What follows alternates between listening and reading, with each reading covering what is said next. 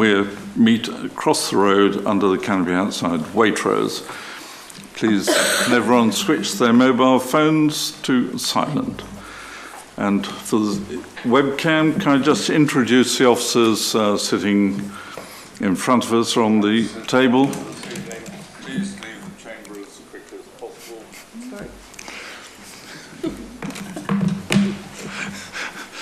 Starting again then. Elizabeth Sims, Head of Planning at the far side. Peter Cleveland, Head of Development Control. Rachel Callis, the Principal Planning Officer and responsible for this report, followed by Councillor Story. Sorry, I didn't want you to stop, Chairman. I just wanted to point out that you're identifying people for the website. Nobody can see them on the webcam. All you can see is you. I looked at last week's JPC on the webcast, and I took note of that particularly.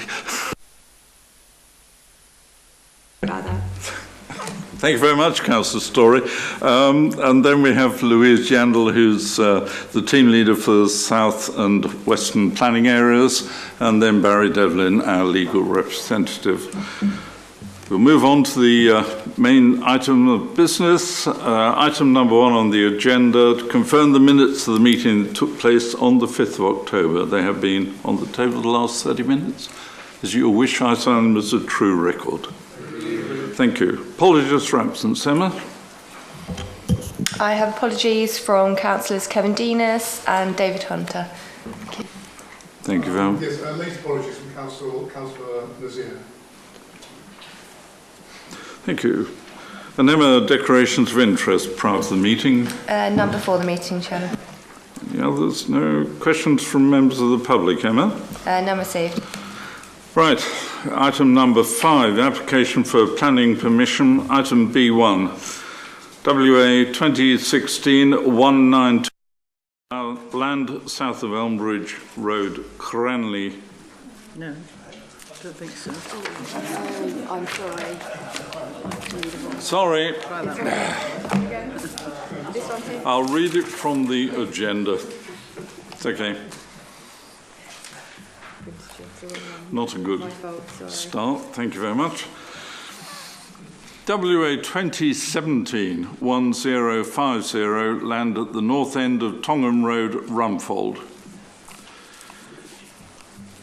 The proposal hybrid application for outline application for the development of 254 residential dwellings on 13.15 hectares of the site, including an access from the street, construction of a primary route through the site and an emergency access link from Grange Road, provision of open space including children's play area, sustainable urban drainage systems and green links on the site, matters for approval, access with all other matters reserved.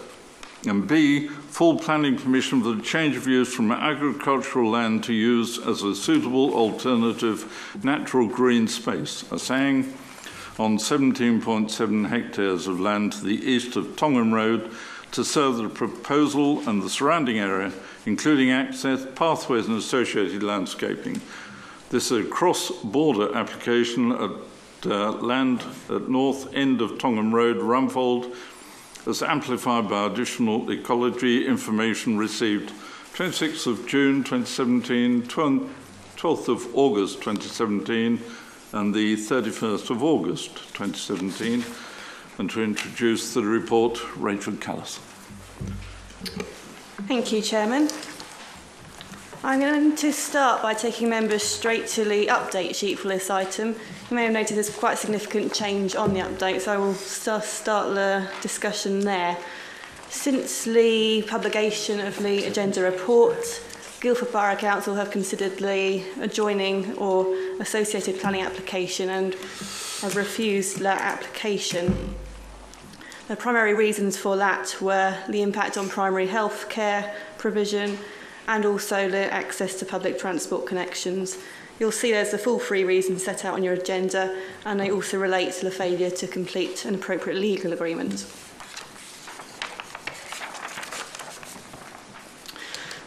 The original recommendation for approval in the agenda report, you'll note that was subject to Guildford Borough Council approving the associated application.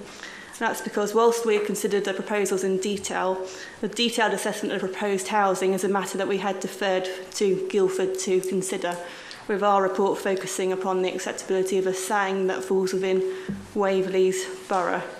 As such, it's highly material that we take into account the decision of Guildford Borough to refuse that application. Since that time, we've sought legal advice regarding the recommendation in the agenda report, and that advised us we should only be considering the elements falling within Waverley's borough. The reasons for refusal set out in recommendation B relates to the impact of housing. As such, those are not themselves considered to be justified.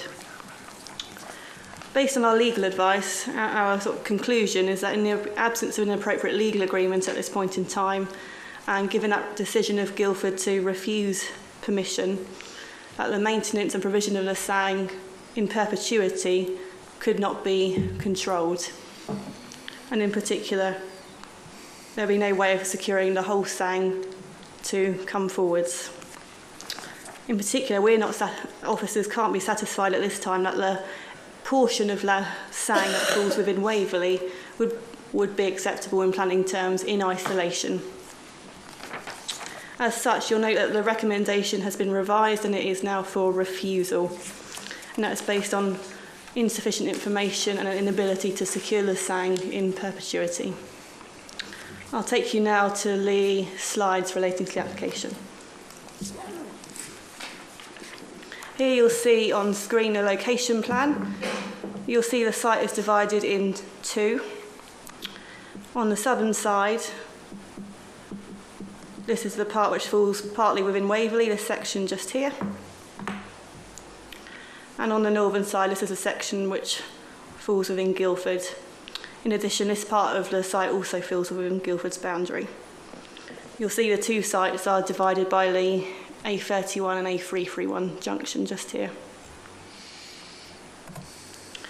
You'll turn to an aerial plan of the site where you'll see the same two factors. Site divided in two, and again you'll see that division by the A31, A331 junction. This plan illustrates for you the portions which lie within Waverley and Guildford Borough respectively. This section on the southern side is the section falling within Waverley, and you'll see part of this southern plot as well as a northern plot fall within the Guildford Borough. And that's this yellow line in the middle which divides the two. I'll turn now to the proposal for sang, which would be on the southern part of the southern plot. This is just a close-up of the top left corner just here. You'll see there, this is where the entrance to the site would be. That utilises an existing vehicular access there, and the proposal includes an 18-space car park. Through the site, you'll see there's a collection of grass pathways which create that circular route around the site. You also see there will be native woodland planting, those mown grass paths, and the retention of a lot of the existing hedgerows within the site. This scheme shows you an indicative master plan for the residential scheme.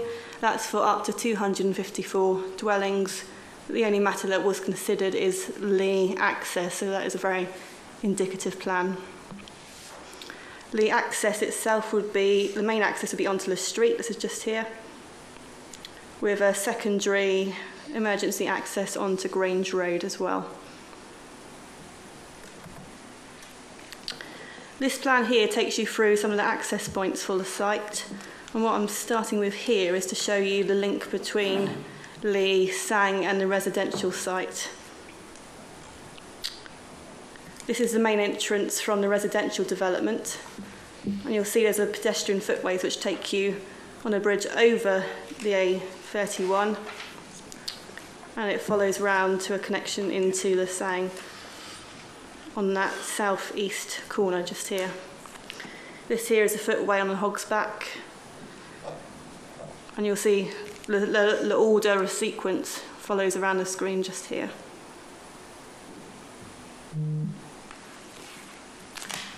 And this route primarily avoids the need to directly cross the A331 or A31 slip roads themselves.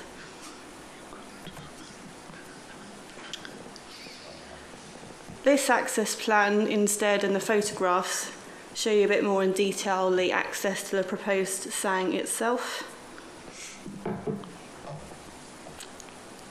For those who recall the site visit last year, you'll recall this as an existing position and you've got this turning circle just here. That's the existing access going into the sang. Moving down the screen, this is the existing access road which leads you towards the sang. And this is actually within the site where there's an existing track. This purple dotted footpath just here, this is a Christmas Path cycleway. Where the scheme to be permitted would be securing contributions to improve that link, and that's an alternative route between the sang and the residential development. Here I provide a few more photographs of the sang site. On the top left hand side, that's the existing entrance into the sang. On the right hand side, you've got an existing track within the sang. And the bottom are more of a wider view, which is standing towards the back of the sang, looking towards the boundary with the A31 and A331 junction. I'll take you through the key determining issues for this application. They are the matters of principle and technical opinion. In this case, they are the loss of the agricultural land, highway safety and car parking, and the provision of sang. You'll see all three of these reflected in the, or three of these are reflected in the Guildford Borough reasons to recommend refusal, primarily through the absence of a legal agreement, for example, to secure highway safety and car parking improvements. In respect of your own revised recommendation for refusal tonight, in the absence of a legal agreement to secure the sang in the longer term and to ensure its provision, the loss of the agricultural land would not be justified. Turning to the matters of judgment in this case, they are the impact on the countryside, the strategic gap and the visual impact of the development, and the impact on residential amenity. And I just take you back to the update to draw your attention to the revised recommendation and the reason for refusal. It's recommended that permission be refused for the following reason.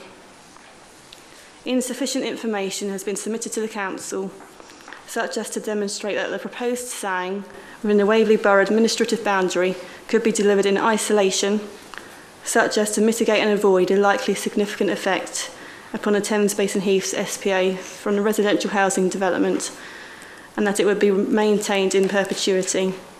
As such, there will be no strong case that the provision of sang would override the need to protect the high-quality agricultural land. The proposal would therefore conflict with Policy RD9 of the Waverley Borough Local Plan 2002 and paragraph 112 of the NPPF. Thank you, Chairman. Thank you, Rachel. Members, open to you.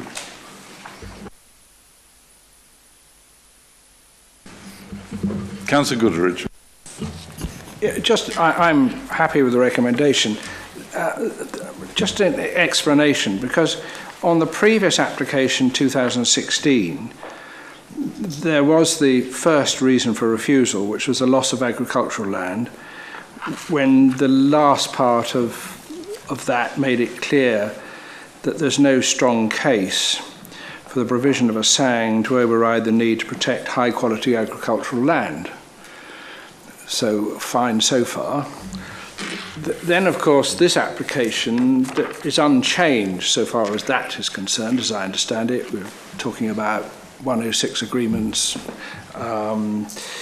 being signed or talking about it, and noise assessment and air quality assessment. So nothing would affect it. And I'm therefore surprised that on our original recommendation, there wasn't a recommendation to refuse for that reason, that no strong case for the provision of a SANG would override the need to protect the high-quality agricultural land.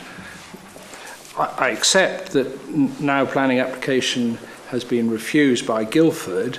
This is now in isolation, which also puts it in an even stronger position. But I'm surprised that it was not being suggested to us in our original report that the loss of high-quality agricultural land for a SANG should not have been in our papers. And I just ask for an explanation, please. Rachel. Thank you for the question. It's worth noting at the point we refused a previous application in 2016 one, that also was responding to a refusal from Guildford Borough to refuse the residential housing. And I suppose in that case, the removal of the residential housing also removed the need to provide the SANG to mitigate that housing. So perhaps that helps slightly. There has also been a change, though, in terms of this application, in terms of the projected future need for SANG. There is a greater potential that we may well need some surplus SANG to be provided. And it's worth noting that this site would not just potentially mitigate the housing in Guildford, but also could be available to mitigate other housing developments in Waverley, which are within a certain distance of that site.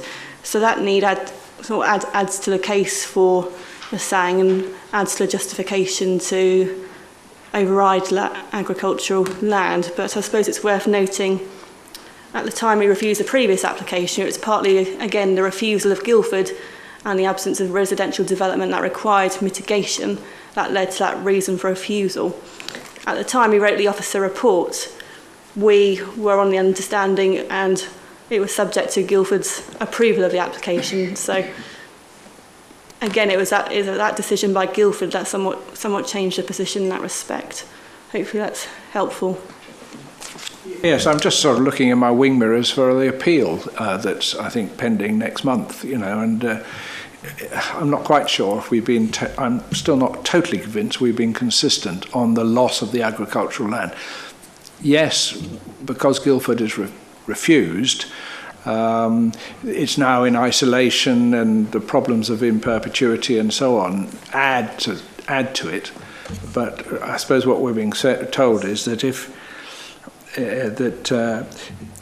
Guildford had passed it, then we would have basically not wanting to frustrate their permission, and we would have just overlooked the fact we were going to lose high quality agricultural land in our part of in our borough. But and I'm happy with the recommendation. I don't want to prolong matters, but just curious. Thank you, Councillor Hill. Chairman, yes, this is in my ward. I support the recommendation, and this is really a most inappropriate location, I think, for a SANG for a big housing development on the other side of the main road. And I certainly wouldn't want to be walking from the development to the proposed SANG. Thank you. Councillor Hyman. Thank you, Chairman. This is a complicated one, isn't it? Because of the split ownership and the splitting of it. On the issue of the need to guarantee the maintenance and provision of SANG in perpetuity, if Waverley owns this part of the SANG and the developer is saying they need this to be part of the SANG, then presumably Guildford cannot guarantee... The farmer. They don't own it, do they? No, neither.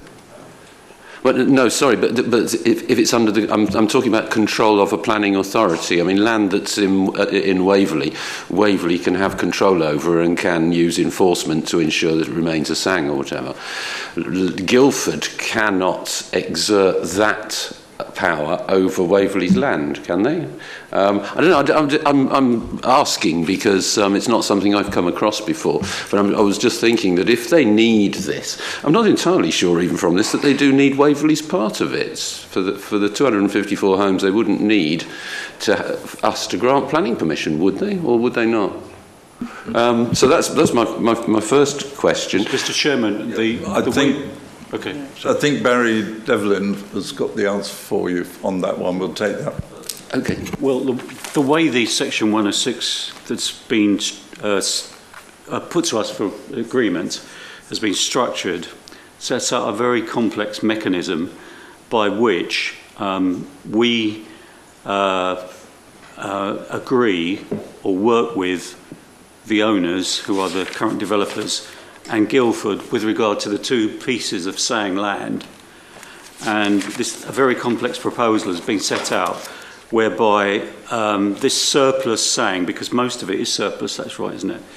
This surplus saying is held and managed by the Lands Trust and allocated out to developments coming forward over time, quotes in the vicinity, against which a charge is made as per a schedule in the 106, which sets out rates. And we, the local planning authorities, are then expected to administer this complex scheme and pay over saying allocation payments to the current owners. It's a very, very complex arrangement, possibly unlawful.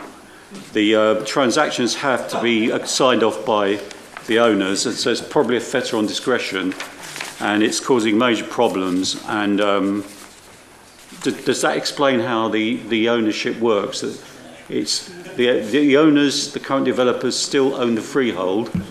They lease the saying land for management under a management lease to the Lands Trust, but the land is allocated out to further developments coming forward to satisfy saying requirements opposite those, and then a payment is then made by that developer to the authorities who collected in as collecting agent and paid over to the current landowner. Thus the current landowner monetises that saying area and over time realises the capital value of it. And it's a very, very complex arrangement. So, but the current owners retain ownership of it. Management is managed by a lease in favour of the Lands Trust, which is supposed to be in perpetuity, but there are arguments over how that will work as well.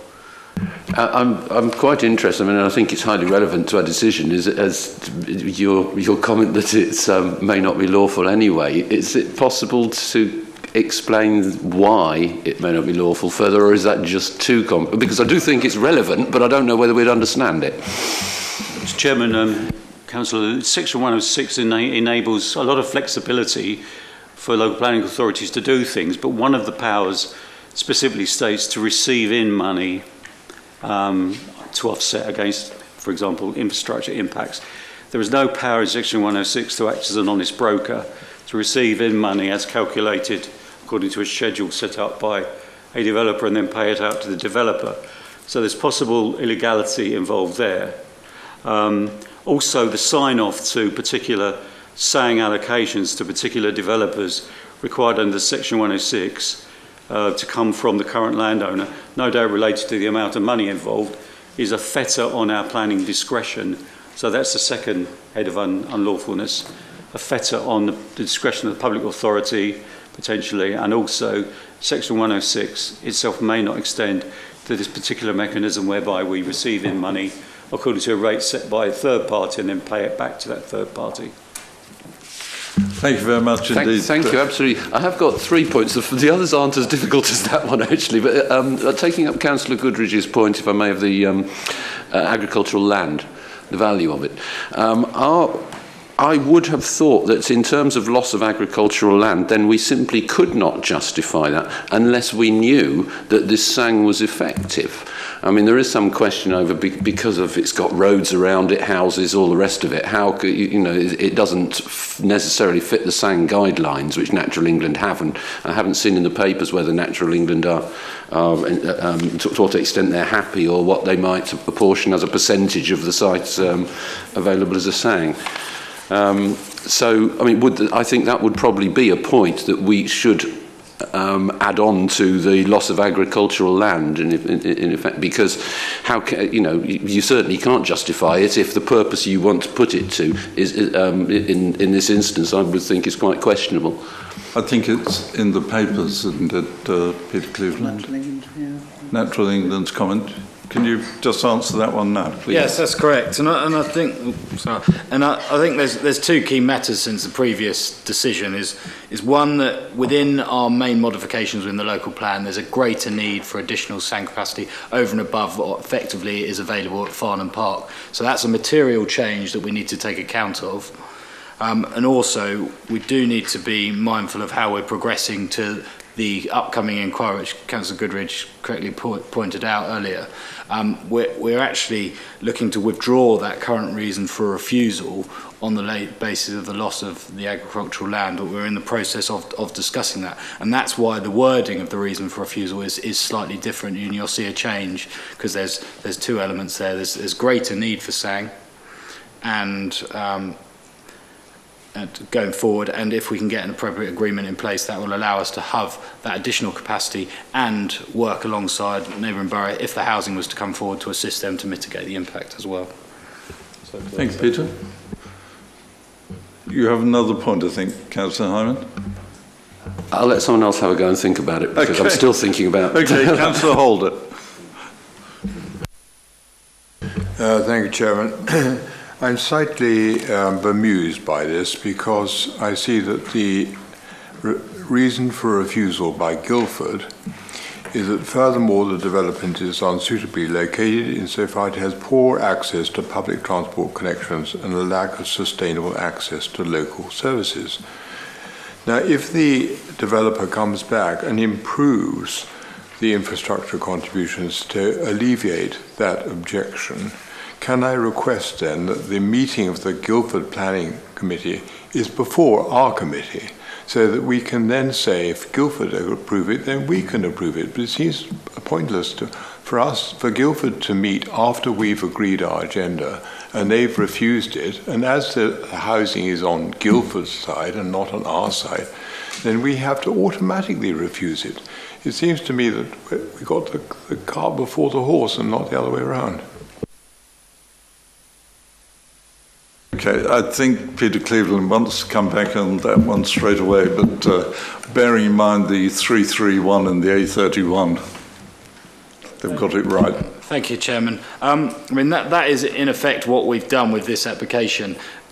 Because of the appeal, we needed to make a decision on this application. Ideally, we would have drafted the report after Guildford had made their decision, but our report was drafted on the basis of Guildford's recommendation, which we had before us. We just didn't have their decision. And subsequently, they've made a decision ahead of this committee. You've got their reasons for refusal in front of you. So we've then, in response to that, updated our recommendation for refusal. Just to confirm that the officer recommendation to the Guildford committee was that the housing scheme be approved. The committee overturned that recommendation for approval and refused it. So our recommendation up until last Wednesday, I think it was in line with what their officers were advising members, but it was overturned. So hopefully that's helpful. Thank you very much indeed. Councillor Coburn. Okay, I wonder if we could just have that graphic picture of the A31, the A331, and all the other reasons why this piece of land is just so totally unsuitable for a SANGS. Not that one. I mean, that'll do. The other one where you've got both sites. I think it was right at the beginning you had it. No, I suppose no. Well, that'll do. I suppose. Yeah, that'll keep us going. As some of you know, I mention it occasionally, we spent 4 or 5 years working on a neighbourhood plan in Farnham, and we walked every green space to see whether it was suitable for housing or whether it was suitable for some other use. You only have to look at this map to understand why this particular area will never be any good as a SANG. It will never work because of where it is. If you don't know the road system, I suggest you come and drive it, because you can't turn left onto most of these roads. The fact that they're there doesn't mean they're accessible. And could we now then, Rachel, see the convoluted walk you've got to do up and over and down and round to get to the SANG from this site in particular? To me, it just shows you how contrived this is. Now, the A in SANGs used to be accessible. It became alternative halfway down the line. I don't know why, but it was a suitable, accessible, natural green space when I used to go off to the joint board. And this could not be less accessible. I don't think it's suitable. I suppose you could just about say it's natural, and I suppose you could certainly say it's green, but, 2 out of 4 is not good enough. I agree with the refusal. I'm not trying to argue against that. I think we should be firmer in our refusal in this. I think it's not the fact that this is a sang in isolation in as much as it doesn't relate to any particular development.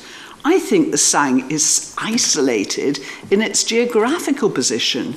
It is so far removed from any normal pattern of movement. It is just a contrived bit of green that has been nominated as a sang.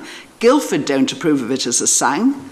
They didn't like it as a sang and said it quite openly. In fact, when they went on their site visit, some people thought it was a joke. This is not a suitable place for a sang.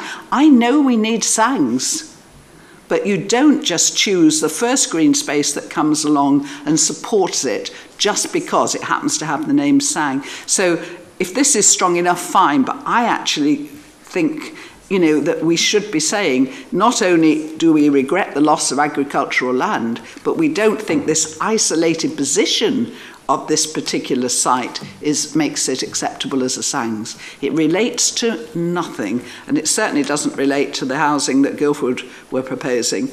And wherever you put housing on the Waverley side, you're going to have the same issue. You're going to have a dirty, great big road running alongside it, because that's why the reason Runfold is isolated is because they built the A31, and before that, the old Guildford Road used to go through Runfold, and we actually had a village. Now we haven't. We've just got a series of ring roads, slip roads to get onto the main A31. So, I really do think we're clutching at straws here. Yes, I know we need sangs, but we don't need them at all costs. I'm sorry, I really think this is highly unsuitable. Councillor Hyman, you want to come back? Thanks. Just like to say, for absolutely every word that Councillor Coburn has said there, that's every word there true. On the issue of naturalness in the suitable, accessible, natural green space, naturalness actually also really referred to whether it was natural like the heathlands, or whether there were visual intrusions of houses and roads and things like that. And of course, as far as naturalness is concerned, Councillor Coburn is quite right that we would be mad to consider this to be natural in the sense that it's meant for a sang. But I've reread. Thank you very much for the explanations. That's Mr. Devlin. I've reread the recommendation that's there. I'm perfectly happy with that, but I'm thinking that Councillor Coburn might agree with me on this, that where at the end of the recommendation we have paragraph 112 of the MPPF, that we add down 113, because that gives us the protection we would need if necessary, to say, we need you to look at whether this really is suitable as a sang. If it's at appeal, that gives us the way in through 113 to be able to demand an appropriate assessment to show that it's suitable, Chairman. So I would ask, perhaps I'll ask that as would it be a minor amendment or something, whether that would be supported? I will ask the officers for their comment, please. I think, who's going to take this one? Louise Younger. Thank you. Paragraph 113 of the MPPF is about setting policy rather than making development management decisions. So we would recommend that you stick with paragraph 112 of the MPPF in the refusal reason. Thank you, Chairman. Thank you very much indeed. So can I just add that there's also, Chairman, a question of consistency here, that the proposal was previously before members and you made a decision. We've explained why we've moved away from the previous reasons for refusal. But if you feel that you want to go back to the previous wording, I think that is fair enough. But actually to start changing the position that you struck last time, which is now at appeal, I think would be weaken our position on appeal. So I think probably the most that you could do to change your position is to revert to the wording of the previous reason for refusal. Thank you, Chairman. I don't know if anyone else has any view, but I think we should stay with the revised recommendation that we have on the amended sheet in front of us. Anyone else want? Councillor Goodrich. If I could come back. Our solicitor very helpfully said he felt that the 106 agreement is potentially illegal because of the fact that we would be paying out money would be receiving money as well as paying out money. The previous refusal talked about in the absence of an appropriate legal agreement. I just wonder whether we should be either as an informative, or that's probably not right, but somehow make it clear that this council has its doubts as to whether a 106 agreement would be possible for this saying in any event. I just wonder whether it is worth putting that in or not. I.e. a 106 agreement on the saying is impossible. Thank you, Councillor. I think Barry Devlin. Yeah, thank you, Mr. Chairman. Thank you, Councillor. I think we could say as currently drafted. I think that would be appropriate.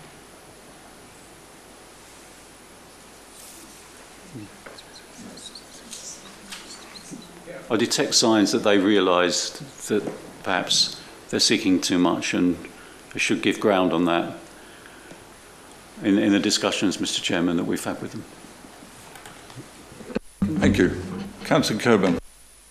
Sorry to prolong it. I mean, I'm with Councillor Goodrich on this one, because I think one of the problems we have is getting something in perpetuity and signing agreements that are going to, we are looking at something that's really long term. And, if there is some way we can just, expand more than just say, what was the phrase, as currently drafted, I would feel if we could add, Councillor Goodrich mentioned informative, just something to explain the rather convoluted way this agreement has been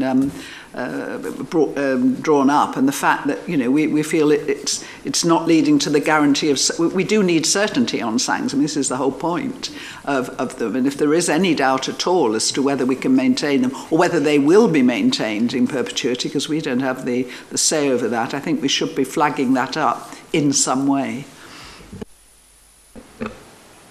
Mr. Chairman, I think we could add, and with regard to the securing of SANG in perpetuity, that is a point that has been discussed with Guildford.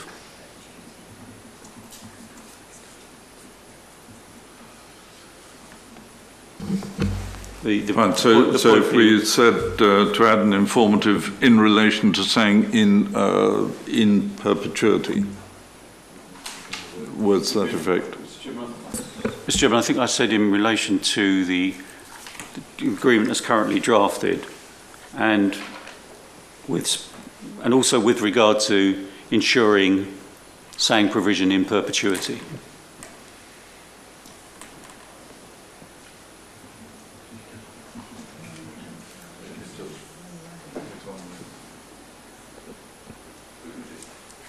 Could we just add in perpetuity after the word isolation on the third line?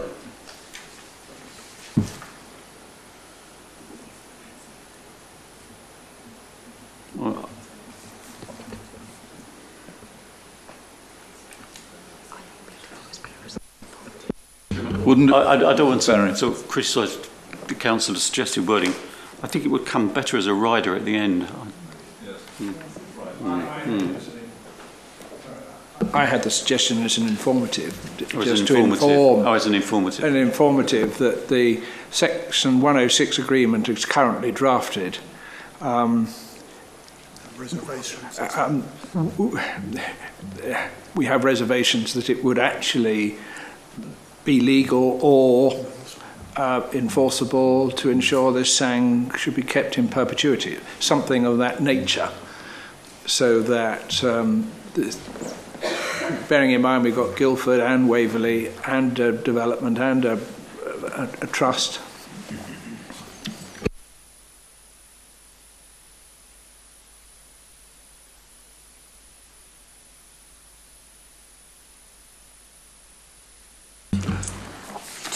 So, yeah, just so we want to add an informative in relation to providing saying provision in perpetuity, as the 106 currently drafted is. Okay, Peter, even better, I'm sure. I was trying to draw everything together, so thank you, Chair. So I think it's fairly straightforward as an informative to the reasons. So the Council notes that in relation to the suggested Section 106 drafting, it is not of the view that the SANG can be appropriately secured in perpetuity at this stage. And just leave it as that, as straightforward. It puts down a marker as our position, and we'll finish it off like that, I'd suggest. Thank you. Fine. Councillor Goodrich? Thank you very much indeed. Move to the recommendation. Please, the permission be refused for the following reason. Insufficient information has been submitted to the Council, such as to demonstrate that the proposed SANG within the Waverley Borough administrative boundary could be delivered in isolation, such as to mitigate and avoid a likely significant effect upon the Thames Basin Heath SPA from residential housing development, and that it would be maintained in perpetuity. As such, there would be no strong case that the provision of SANG would override the need to protect the high-quality agricultural land. The proposal would therefore conflict with policy RD9 of the Waverley Borough Local Plan 2002 and paragraph 112 of the NPPF, and the informative added as just drafted by Peter Cleveland. Is that agreed, members? In favour? Yeah, unanimous. Unanimous. Thank you very much indeed. That completes our meeting. Thank you all.